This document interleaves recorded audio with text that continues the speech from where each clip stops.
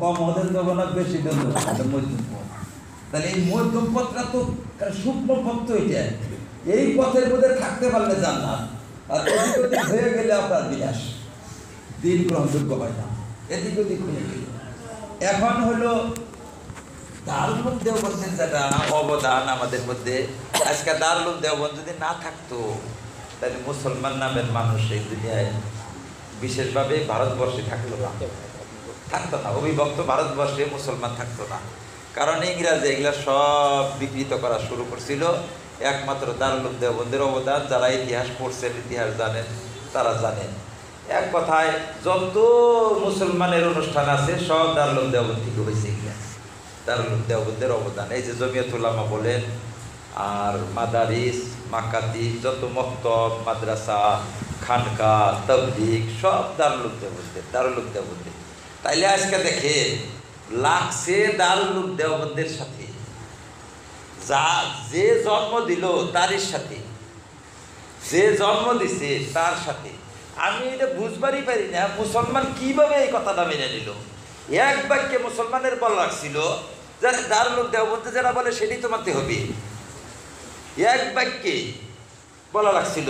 কিন্তু মুসলমান এখানে দ্বিধাবোধ করে, কোন আক্কেলে, কোন বুদ্ধিতে দ্বিধাবোধ করে, এই কথাটাই বুঝবার পারি না।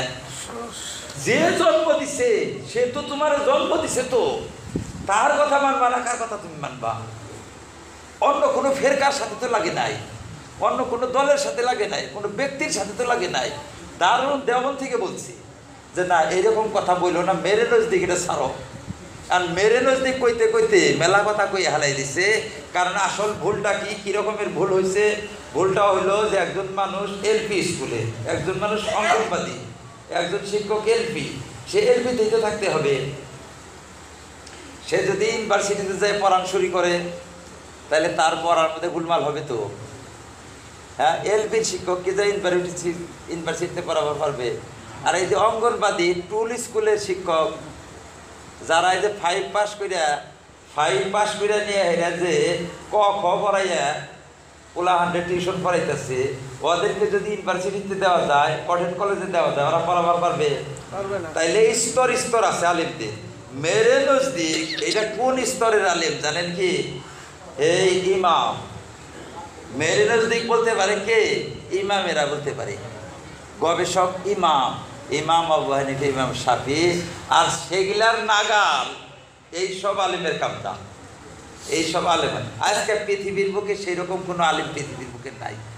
এখন সাদ সাহেবের ভুল হয়েছে কি, যে সাদ সাহেব হইল অঙ্গনবাদীর শিক্ষক, আর উনি যে বইছে কোন জায়গায়? ইউনিভার্সিটিতে বইছে। এ ভুল একটা, আর একটার থেকে হাজার হাজার ভুল হয়েছে। এই ভুলটা হইলো এইটা, উনার মেরে নজদিক কটা এটা বহুত বড় সাইজের কথাটা বলছে, এই বড় সাজাটা ভুল হয়েছে।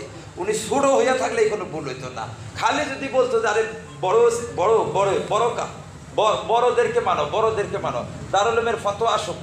ইলিয়াস সাহেব তো সবসময় ফতোয়ার জন্য অপেক্ষা করছে, সব সময় ফতোয়ার এক চুল পরিমাণে দিক যায় নাই। দারুল উলুমের ফতোয়া আসবে, তারপরে হবে। সাহারানপুর দারুল উলুম শাহী ইত্যাদি মাদ্রাসা থেকে ফতোয়া আসবে। ইলিয়াস সাহেব এরকম ছোট হইলে তো বড় হওয়া যায়, বড় হইলে তো সে বড় হবার পারে না। আজকে যদি আমি এখানে বলি যে বাসকান্দি বাদ দাও, এটা বাদ দাও, ওটা বাদ দাও, তাহলে তো আমি একদিনে শেষ হয়ে যাবো, একদিনে শেষ হয়ে যাবো। আর যদি বলি না ওদেরকে মানো, এইটা হলো দোষ হয়েছে। এখন দেখেন সমস্ত ঝগড়ার চাবিকাঠি একজন মানুষের হাতে, সাদ সাহেবের হাতে। সাদ সাহেব এখনই সব ঝগড়া মিটাই দিবার পারে। এখনই যদি কয় যে আমি মেনে নিলাম, তাই হয়ে যায়। কিন্তু মানে না, কি জন্য আল্লাহ জানে, মানে না।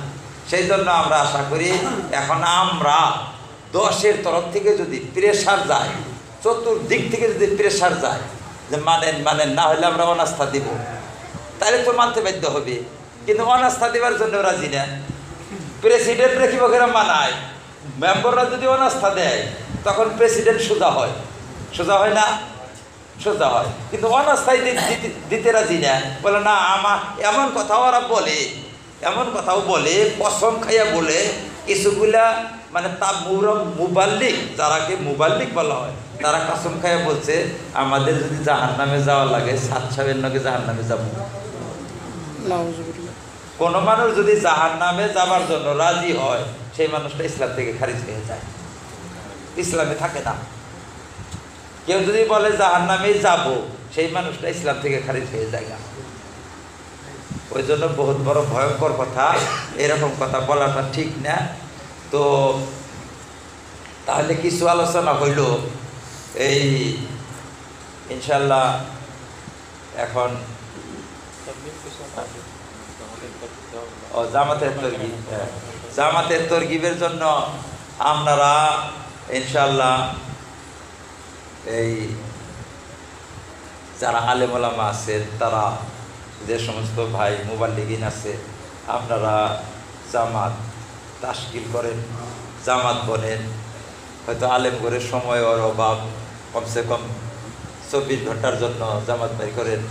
যারা 3 দিনের জন্য পারে 3 দিনের জন্য বাইর করেন, আরও বড় হইলে বড় বাইর করেন, আর কাজ করেন। দাওয়াত তাবলীগের কাজটা এটা খুব মুবারক কাজ, খুব জরুরি কাজ, খুব ভালো কাজ, খুব ভালো কাজ।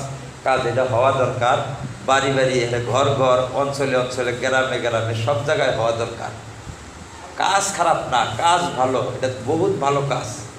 কীরকম ভালো কাজ? আমি একটা কিতাব লিখছি, কিতাবের নাম হইল ঈমান ইসলামের 52। 52-এর মধ্যে দিছি আমি মাদ্রাসা, মক্তব, জিকির খানকা, দাওয়াত তাবলীগ। এই 3টা হইল ইসলামের বাহন, 3টাই হইল ইসলামের কেল্লা, 3টাই। এই কেল্লা কোনোটা কম না, কিন্তু কার্যক্ষেত্রটা আলাদা আলাদা, একটু আলাদা, ঢংটাংটা আলাদা। কিন্তু এখন আপনি মাদ্রাসায় পড়বার পারেন নাই, খানকায় থাকবার পারেন নাই, তাইলে আপনার জন্য দাওয়াত তাবলীগে এটা তো সব জায়গায় সুবিধা সুযোগ আছে। সেই হিসাবে খুব সহজ সরল, একবারে নিকটে থেকে এই কাজটা করা যায়। ওই জন্য দাওয়াত তাবলীগের কাজের মধ্যে প্রত্যেকের যোগদান করার দরকার। কিন্তু বাকিগুলারে কোনো অবহেলা করা যাবে না, বাকিগুলো অবহেলা করা যাবে না, বরং প্রত্যেকটার মধ্যে থাকবার চেষ্টা করা লাগবে। ইলিয়াস সাহেবের ওসিয়ত ছিল, আপনি পড়বেন, আমার ওই কিতাবটা আছে 72-এর মধ্যে দেখবেন ইলিয়াস সাহেবের কথা। ইলিয়াস সাহেব নিজে তাবলীগের চিল্লা দেওয়ার পরেই সাথে সাথে খানকায় যায় চিল্লা লাগাইছে। বলে কি এর জন্য লাগাইছে? অনেকে কথাটা বুঝতে পারবে না। প্রত্যেকটা জিনিস, এই খানকার চিল্লাটা হইলো অন্তরকে ঝকঝকা করবার নিয়ে, এটা অন্তরকে ঝকঝকা করবার খানকার। আর তাবলীগের চিল্লাটা মানুষকে দিনের সাথে জুড়বার নিয়ে। যখন একজনকে মানুষকে জুড়বার নিয়ে দৌড় পারে, যেমন খেতে কাম করবার গেছি, খেতে কাম করলে কিছু ময়লা তো লাগে, ময়লাতে কিন্তু গাড়ি হয় না। বললা তুমি শেষ, তুমি দৌড় পেরাই, ময়লা লাগছে। ময়লা লাগলে কি হবো? আবার ধান করতে হবো, পাট করতে হবো, কত সাবান কিনে যাবো। এখন সাবান তো কিনে যাবো, তাই বলে গোসল করুন রাখবো না, সাবান দেয় এখানেই গোসল করুন রাখবো। ওই জন্য খানকার মধ্যে চিল্লা লাগাইলো মানে যাইয়া তাড়াতাড়ি সাবান দিয়ে ধুইল। আর তাবলীগের মধ্যে চিল্লা লাগাইলো মানে ওখান থেকে কি করলো? হ্যাঁ, ধান কেটে নিয়ে আইলো। ধান কাটবার নিকে যান নাকি? তাবলীগি চিল্লা মানুষকে দিনে জুরবার নিকে, আবার মানুষকে জুড়ো, মানুষকে জুরবার গেলে এই যে দৌড়াদৌড়ি যে পারবে, মানুষকে জুড়বে, জুড়তে গেলে ময়লা লাগবে, ময়লা লাগবে। এই ময়লা সাফ করবার দিকে তাড়াতাড়ি গোসলখানায় যান রাখবো সাবান লইয়া। এই গোসলখানা হয়েছে কি? খানকায়ে চিল্লা, এটা গোসলখানা। খানকায়ে চিল্লায় ঢুকো, ধান কাইটা এই খানকায়ে চিল্লায় ঢুকো। ধর্মসভারও একই কথা, ধর্মসভায় লেকচার করো, আবার খানকাতে ঢুকো, ওখানে গোসল করো যাইয়া। এটা ভাববেন না যে খালি তাবলীগে। এই যে আমরা লেকচার করি, এই লেকচারেও আমাদের ক্ষতি হয়, লেকচার করলেও ক্ষতি হয়। এদেরও ওই রকম খানকাতে ঢুকে এগুলারে আবার ফ্রেশ করা দরকার, রিফ্রেশ করা দরকার, রিফ্রেশ করা লাগবে। এই কম্পিউটার যে চলতে চলতে রিফ্রেশ করুন নাকি, রিফ্রেশ না করলে বেশি দিন চলে না, ওই জন্য চলবে না। রিফ্রেশ করবার নিকা হইলো খানকা। ইলিয়াস সাহেব নিজে করছেন, নিজে ওসিয়ত করছেন, বারবার বলছেন। আর আজকে আমাদের কিছু মানুষ আছে, তারা বলে যে খানকার জরুরতই নেই, প্রয়োজনই নেই। অথচ বাবা যে এই তাবলীগে, সে বলতেছে যে আমি ফ্রেশ হবার নিকে যাই, রিফ্রেশ করবার নিকে আমি খানকায় যাই, ঢুকি। ওই জন্য খানকা ভালো, তবে খানকার নাম দিয়ে যারা বন্ডামি করে তাদেরকে তারা আমরা খানকা কই না। প্রত্যেক লাইনেই কিছু বড্ড 2 নম্বর লোক থাকে, যেটা বেশি দামি জিনিস সেখানে 2 নম্বর বেশি, বেশি দামি মালের মধ্যে 2 নম্বরও বেশি থাকে। আপনার মালই চলে না আর কেরা নকল বাইর করবে, ওই জন্য ভালো কামের মধ্যে ভালো জিনিসের নকল বেশি বাইর করে, ওই জন্য ভালো জিনিসেরই নকল বেশি। ইসলামের যে কত নকল, কত নকল, ইসলামের মধ্যে যে কত ফেরকা, বলে 100 ফেরকা, 100 ফেরকা, 1000 ফেরকা মুসলমানের মধ্যে। আবার কত মানুষ হতাশ হইয়া জায়গা।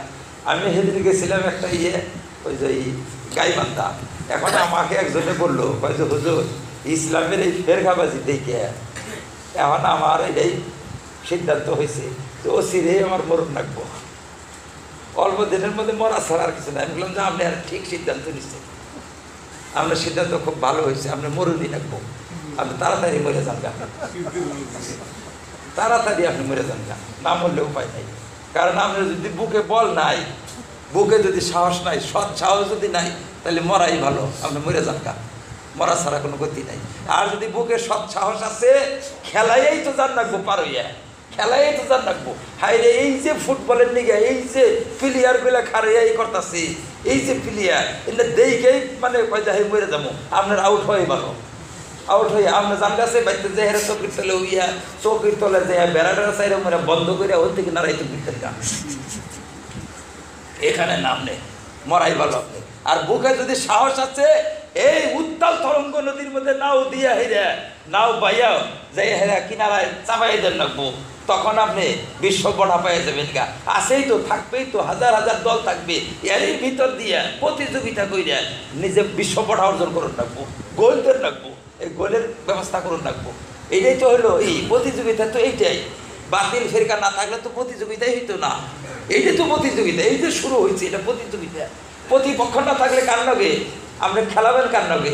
এখন এবারে থাকে 8 জন, এবারে থাকে 8 জন, এই 16 জনের প্রতিযোগিতা হয়। ওমরে 8 জন গেলে বারা তো তোমার হয়ে থাকুন রাখবো, হয়ে থাকা ছাড়া কোনোই নাই।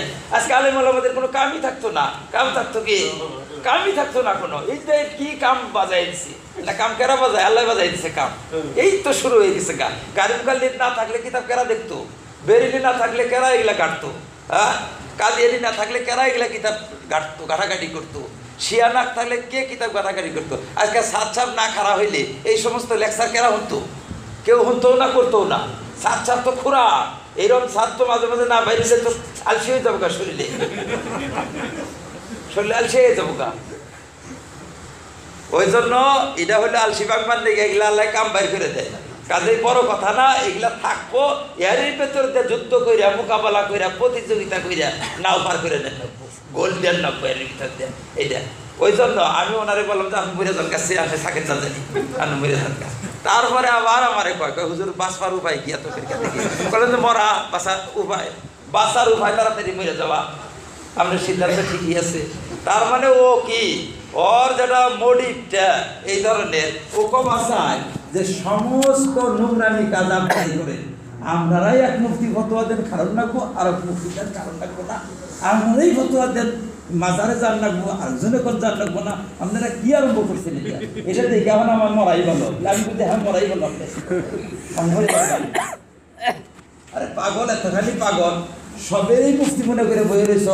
মাজারে যাওয়ার পর মুফতিরা, আবার মুফতিরাই না করে মাজারে যাওয়া দেবো না, মুফতিরাই করে কারণ রাখবো, আবার মুফতিরাই করে কারণ দেবো না। সব কিছু তুমি মুফতি মনে করছো, তাহলে তো তোমার মরাই ভালো। চিনুন রাখবো মুফতি আরো মুফতি, এটা চিনুন রাখবো। এখন তুমি অভিজ্ঞতা অর্জন করে থাকবো, 1 নম্বর টাকা 90 টাকা সিঙ্গার অভিজ্ঞতা অর্জন করে থাকবো, তাহলে তোমার আর ভেজাল থাকবে না। ধর্মের মধ্যে অভিজ্ঞতা, যোগ্যতা অর্জন করতে হবে। দেখেন কি একদম পটপটা জলজলা। এখন আমাদের মতো মানুষের জন্য একটাই রাস্তা, কি রাস্তা? যে এই দেশের মধ্যে বড় বড় আলেম ওলামার কাছে যাই আমি বসি। এই দেশে তো আছে, এই দেশে তো নির্ভরযোগ্য আলেম ওলামা আছে, কার উপরে আপনার বিশ্বাস আছে তার নিকটে যায় বসেন, বৈশা বলেন আমি বুঝবার পারতেছি না। এই যে বিতর্ক হয়েছে তাবলীগের মধ্যে, এখন আমারে বুঝান তো, 1 দিন 2 দিন 3 দিন 4 দিন 5 দিন বুঝেন, আপনি পক্ষ নেন কে? আপনি বুঝবার নিকে যান, পক্ষ ছেড়ে দেন। আপনি পক্ষ নেন কে? পক্ষ তো 2 আলেম, এমরে আলেম ওমরে আলেম, আলেমের মধ্যে পেয়ে গেছে গা। আপনি পক্ষ নেন কে? আপনি পক্ষ না নিয়ে বুঝবার জন্য বসেন, আপনি বুঝবার জন্য বসেন, আপনি বুঝতে পারবেন তো। এখন যত মাদ্রাসা আছে সমস্ত মাদ্রাসায় আপনি যান, হেডকোয়ার্টারে যান, যাই জিজ্ঞাসা করেন হুজুর আমি হালকা করে আইছি, কেউ জানবো না। পালাপাড়া মোতানি সাহেবের কাছে যান যে হুজুর কেউ জানবো না, আপনি তো সমস্ত ইজতেমায় আপনি দূর পাঠাচ্ছেন, সব ইজতেমায় ব্যাকের আগে আগে আপনি থাকেন, কিন্তু আমি হালকা করে আপনার কাছে ফোন বাড়াইছি, হক আসলে কোনটা, দারুল উলুম হক না এই ঈদের সাত হক, কোনটা হক কেউ জানবো না, আমি নিজে খালি জানবো আর আমি নিজে পেটে ভিতরে থাকবো, ওয়াদা দিতেছি। উনি কবো বাইরে তো করবার চাবো না সহজে, বাইরে করবার যদি পারেন তাহলে কবো যে দারুল উলুম তাই হক, বলে আপনি যে খালি দই পাঠাচ্ছে এর আগে আগে থাকে যে ইজতেমা করে, বলে আগে আগে থাকি বেটা, মানুষ হাত করবেন নিয়ে উপায় তো নাই, মানে জামনার টাকা যায় দেয়, জামনার টাকা যায়, এই জন্য থাকি। অনেক আলেমুল আমার আছে, হক সিনা কমাল মারে না, পরিবেশে বাধা দিতেছে, পরিস্থিতিতে বাধা দিতেছে, পারে না কবা, খুইলা কবার পারে না, বহুত আছে, কিন্তু চুপচাপ চলতেছে আর কি, চলতেছে চলতেছে, অপেক্ষায় আছে, ওই ওরা ফয়সালা করুক। এই কিছুদিন আগে এক আলেমের কাছে গেছে, কিছুগুলো মানুষের আলোচনা হয়েছে, আলোচনা হইতে হইতে হইতে হইতে শেষে বললো কি, শেষে বললো ওই যে ওই গ্রুপের যারা মুবাল্লিগ তারা বললো একটা কথা শুনে, ঘর পাকা ঘর না হওয়া পর্যন্ত ছাপরা ভাঙন যাব না, বিল্ডিং কমপ্লিট না হওয়া পর্যন্ত ছাপরা ভাঙন যাব না। তা আমি কইলাম যে খুব ভালো কথা কইছে গো, খুব ভালো কথা কইছে, বিরাট কথা হয়ে গেছে গা, একদম কামিয়াব কথা হয়ে গেছে গা। তার মানে বিল্ডিং না হওয়া পর্যন্ত ছাপরা ভাঙন যাব না, বিল্ডিং হইতেছে, বিল্ডিংটা হইয়া যায়, ছাপরা উড়াই দেয়, বিল্ডিংয়ের ভিতরে ঢুকমু যাইয়া, মানে আলমে সোরা ওইটা বিল্ডিং হইতেছে আর আমরা ছাপরার মধ্যে আছি, বিল্ডিংটা হইলেই আমরা ছাপরা ভেঙে বিল্ডিংয়ের মধ্যে ঢুকমু, বিল্ডিং কমপ্লিট না হওয়া পর্যন্ত ছাপরা রাহুল রাখবো। তো খুব ভালো কথা কইছে, স্বীকারও করছে, মাইনাও দিছে, বিল্ডিং স্বীকৃতি দিছে, সব কিছু দিছে, খালি কইতাছে যে আপনারা বানাচ্ছে বিল্ডিং, বিল্ডিং হইলে তো আমরা ছাপরা ভেঙে ফেলাই দিব। সবই বোঝা হার নাই কথাটা, কথাটা বোঝা হার নাই, কথাটা বড় ভালো কথা কইছে। শেষে কইছে কি যে কি করবে, বিল্ডিং না হওয়া পর্যন্ত ছাপরা ভাঙন যাব না, তো ওই জন্য ভালো কথা কইছি। ঠিক আছে ইনশাল্লাহ, তাহলে বুঝে করবার দেন, নামাজ পড়বেন না। আপনি এই কথাগুলি বোঝার মানে বোঝা করা হল, আলোচনা করা হল, এই আলোচনা আমি সার্টিফিকেটে কয় রিপোর্ট করা হয়, রিপোর্ট তো আমার বুঝে যাব, রিপোর্ট যেটু এই যে কথাগুলি বুঝাই দেওয়া হয়, এই কথা তো আমি তো বুঝি আসলে এটা সমালোচনা হল, এইটু রিপোর্ট নাকি এই বস্তু। ঠিক আছে ঠিক আছে ঠিক আছে। হ্যাঁ, গীবত বস্তুটা কি, গীবত কোনো সময় ফরজ, কোনো সময় ওয়াজিব, কোনো সময় সুন্নত, কোনো সময় মুস্তাহাব, কোনো সময় মুবাহ, কোনো সময় মকরুহ তানজিহি, কোনো সময় মকরুহ তাহরিমি, কোনো সময় মকরুহ, কোনো সময় হারাম। বিয়া যেরকম, বিয়া করা মুবাহ, বিয়া করা সুন্নত, বিয়া করা ওয়াজিব, বিয়া করা ফরজ, বিয়া করা মকরুহ, বিয়া করা মকরুহ তাহরিমি, বিয়া করা হারাম। কোনো বস্তু এরকম নাই এক লাঠিতে চলে। গাড়ি খাড়া করুন রাখবো না, চালাই নেন রাখবো, যদি কয় যে না চালাই নেন রাখবো তাইলেও গাড়িতে উঠুন যাবো না, কয় গাড়ি খাড়া করুন রাখবো তাইলে উঠুন যাবো না, চালানো রাখবো, খাড়াও করুন রাখবো, চালাই নিবা আবার মাঝে মাঝে খাড়া করবা, তবে এই গাড়িতে উঠবো আমি। বুঝাইছে কথা কি? তাইলে গীবত থেকে বিরত থাকুন রাখবো, আবার গীবত করুন রাখবো। গীবত না করলে জাহান্নামে যাওয়া লাগবে, গীবত না করলে তো তোমার জাহান্নাম, একবারে সোজা জাহান্নামে যাওয়া লাগবে। কারণ হাদিসের মধ্যে, কোরআনের মধ্যে তো গীবতে ভরা, গীবতই খালি গীবত। কৌমে আদ, কৌমে সামুদ, ফেরাউন, হ্যাঁ লুত, কৌমে লুত, কৌমে আদ, কৌমে ফেরাউন, আবুল আহাবের তাব্বাত ইয়াদা আবি লাহাব, এই যে গীবত করতেছে, কুল ইয়া আইয়ুহাল কাফিরুন, হ্যাঁ এই যে গীবত করতেছে। আরে গীবত হইলেই খালি, তাহলে ইসলাম বাঁচাবার জন্য যেগুলা গীবত, এগুলা তো ফরজ, ইসলাম বাঁচাবার জন্য ফরজ, এগুলা না কইলে তো জাহান্নামে যাওয়া লাগবে। একজনে যদি কয় যে তাব্বাত ইয়াদা, হ্যাঁ হুজুরের চাচা, তো হুজুরের চাচার গীবত করো, তাহলে কাইটা দেবে বইটা, এই গীবত করে যাবো না, তাব্বাত ইয়াদা আবি লাহাব এটা করে যাবো না। হ্যাঁ আরে বাবা, গীবত তো নিষিদ্ধ গীবত আলাদা, আদিষ্ট গীবত আলাদা। মানে একটা গীবত নিষেধ, একটা নিষেধ, বাকি সবটি জায়েজ। হাজার হাজার গীবত সব জায়েজ, একটা নিষেধ। নিষেধ কোনটা? শুধুমাত্র কোনো মানুষকে হককে অস্বীকার করা, হককে হেয় প্রতিপন্ন করার জন্য। এনেও হক, আমিও হক, মানে এনার মানটা খাড়া করবার নিগে, আসলে অন্য কিছুই না, মান খাড়া করবার। এইটা ছাড়া কোন গীবত? যেমন একটা গীবত এই ভাই যাতে ভালো হয়, একটা গীবত যাতে ওনার বিচার করে, ওনার বাপে সংশোধন করে, শিক্ষকে যাতে ভালো করে, যাতে মানুষের ক্ষতিগ্রস্ত না হয়, যাতে মানুষের ধন নষ্ট না হয়, যাতে ইসলাম নষ্ট না হয়, এগুলো তো গীবত একটা। যেমন আমাদের এখানে ডাকাইত আছে, এখানটা যাইতে সময় মাল রেখে দেয়, কন্যা বুঝে এখানটা যাইও না, মাল নিয়ে জায়গা। তাহলে সব গীবত না। আলেমর আমারা গীবত করতেছে, না যায় না গীবত করতেছে, এটা না যায় না কি গীবত করতেছে? এই গীবত তো ফরজ গীবত। এটা কোনো গীবত মুস্তাহাব, মিশা কথা ওই রকম। আমরা যে বলি মিশা কথা কোন যাব না, একটা মিশা কথা কইলে একটা বেশ তো মুফতে পাওয়া যায়, একটা মিশা কথা কইলে বেশ তো বিনা হিসাবে যাওয়া যায়।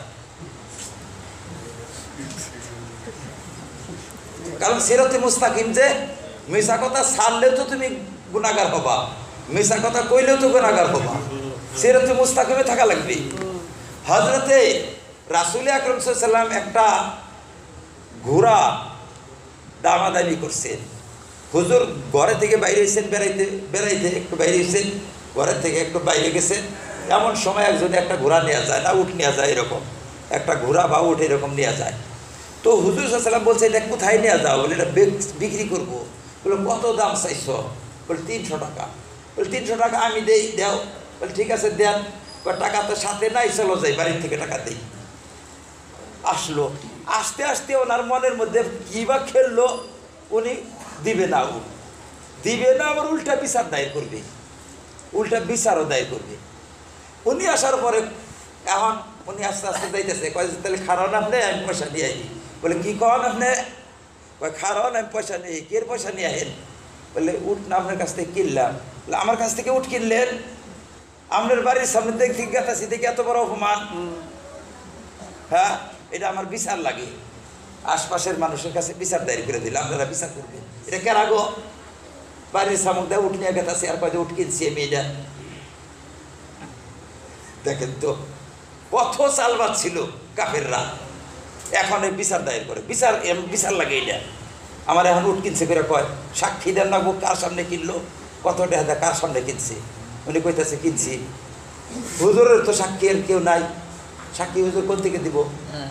সাক্ষী তো নাই, হুজুর একা, আর উনি একা। ইতিমধ্যেই খবরটা ছড়াইয়ে বললো সারা ইয়ের মধ্যে, যে এখন মোহাম্মদের ঘটনা এটা ছড়াইয়ে পড়ে গেল, সাক্ষী লাগে, সাক্ষী দেন লাগবো, না হইলে বিচার হবে। হযরতে খুজাইমা রাদিয়াল্লাহু তাআলা আনহু অপর প্রান্ত থেকে হয়রান পেরেশান হইয়া ফাল বাইরে আইসে, আছে গো সাক্ষী আছে, আমি তো সাক্ষী। উনি আইসা হেরা সাক্ষী দিলেন যে আমি সাক্ষী, হুজুর এই উট 300 টাকাতে কিনছে, আর এখানে পয়সা দেওয়ার কথা, পয়সা না দিয়া উনি উঠ ঘুরে নিবার চাইলে কই কো যে আমার উঠটা দিয়া দেন ঘুরাইয়া, কিন্তু কিনছে হুজুর। এই তো সাক্ষী, বিচার হয়ে গেল গা। তারপরে হুজুর জিজ্ঞাসা করলেন, খুজাইমা তুমি তো ছিলা না, তুমি এই সাক্ষী কি করে দিলা? তুমি ছিলাও না, জানো নাই, শোনো নাই, কোনো কিছুই নাই, তুমি সাক্ষী দিলা কিবা কইরা? তুমি তো এটা মিশা কথা কইলা, মিশা কথা কিবা কইরা কইলা? হযরত খুজাইমা বললেন যে হুজুর, আপনি জান্নাতের কথা কইছেন, শাহাদত দিছি না দেখা, আপনি আল্লাহর খবর দিছেন, শাহাদত দিছি, দুজকের খবর দিছেন, শাহাদত দিছি, পুলসিরাত হাসর প্রান্তরের খবর দিচ্ছেন, শাহাদত দিচ্ছি, আর সামান্য উঠের কথা আপনি বলতেছেন কিনছি, এইটার সাক্ষ্য দিবার পারবো না? হ্যাঁ, এইটার সাক্ষ্য দিলাম না, এত কিছুর সাক্ষ্য দিলাম, আশহাদু আল্লা ইলাহা ইল্লাল্লাহ, আপনার কাছে শুনে সাক্ষ্য দিছি। হুজুর বললেন, মান শাহিদা লাহু খুজাইমা ফাহুয়া হাসবুহু, আজকে থেকে খুজাইমাকে দিয়া দেওয়া হইল খুজাইমার এক সাক্ষী, অন্যান্য পুরা সাক্ষী 4 জন বরাবর, একবারে 2 জন 4 জন বরাবর পুরা সাক্ষী খুজাইমা আর খুঁজাইবার জন্য জান্নাতের ফয়সালা। একটা মিশা কথা কইয়া জান্নাতবাসী হয়ে গেলেন গা। আরে একটাই হিকছো, খালি একটাই হিকান হইছ যে গাড়ি রাখা যাবে না, রাখা যাবে না। আরে বাবা রাখাও লাগবে, চালানো লাগবে। যেটা যে গাড়ি খাড়ে থাকবো ওটাই উঠবো না আমরা, আর যেটা খালি চলবো ওটাই উঠবো না। চলে আবার খাড়া হয় ওইটা লাগবো, চলে। মিশা কথাই কবা না কোন দিন, তাহলে তোমার লগে তো বিয়াও চলবো না। মিশা কথাই কহারো না তুমি, তুমি তো ইমানও তো তুমি বাঁচাই রাখবার পারবা না, বাঁচাই রাখবার পারবা না তো তুমি। মিশা কথা কও তো কোনো সময় ফরজ হইয়া যায়। মিশা কথা কওয়া যাকে তৌরিয়া বলা হয়, সরাসরি মিশা কথা না, কিন্তু ঘুরাইয়া পাকাইয়া মানুষের বাঁচাইয়া দেওয়া লাগবে, ঘুরাইয়া পাকাইয়া বাঁচাইয়া দেও। ওই জন্য হাদিসের মধ্যে আসছে যে বউ তো খালি কয় যে আমার এই কাপড় কত দেওয়া আনছেন, কয় 300 টাকা, বলে 300 টাকা, এই জন্য তো এবার দেখা যায় কাপড় পগের উপরে লাগাল দেখা যায়, কেন কিনবো এই কাপড়, এই কাপড় পরে হাম না। আমার কাছে কয় যে হুজুর গরিব মানুষ 500 টাকার কমে হইলে কাপড়ই কিনবার চাই না, কি করি কাপড় ঢেলতে ফেলাই দেয়। আমি বললাম যে তুমি এই করবা, কাপড় 150 টাকা দিয়ে কিনে দিবে। তোমার জিজ্ঞাসা করবো কত, তুমি কবা যে 1000-এর তলে। পরে এই তারিখে কাপড় নিয়ে এসে 150 টাকা আনার পরে কয় কত দেওয়াছেন আজকে, কয় 1000-এর তলে কিছু, কয় যে আজকে সে কাপড়। আমি যে কই খালি যে কাপড় বগরের উপরে লাগাল, আজকে কাপড় এবার টন আর কর করা কে, এত ভালো কাপড় আজকে এই বাড়ি আর ব্যাগ করে দেখা আইলো। এই যে দেখেন আমার কাপড় আনছে 1000-এর তলে, এই যে কাপড় আছে 1000-এর তলে, দেখেন আজকে কাপড় দিবে এই যে কর করে 1000-এর তলে। তাহলে এইটা তো আল্লাহ নবী সাল্লাল্লাহু আলাইহি ওয়াসাল্লাম বলছে যে আমার বউ যদি থাকে তাহলে 1000-এর তলে কম মুস্তাহাব কোন রাখবো।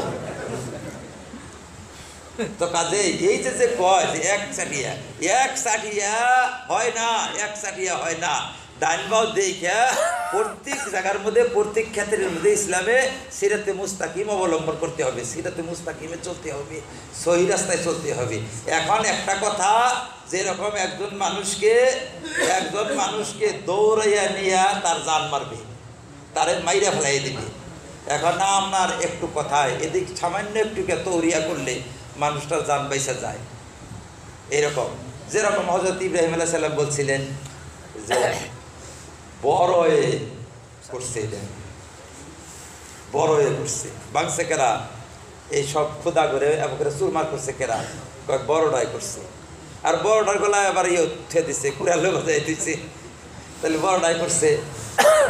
বড়টা তো সুস্পষ্ট করে কয় নাই, কয় এমনি সাকিম, আমার অসুখ, আমার অসুখ, কি অসুখ তা ভাইকে কয় নাই।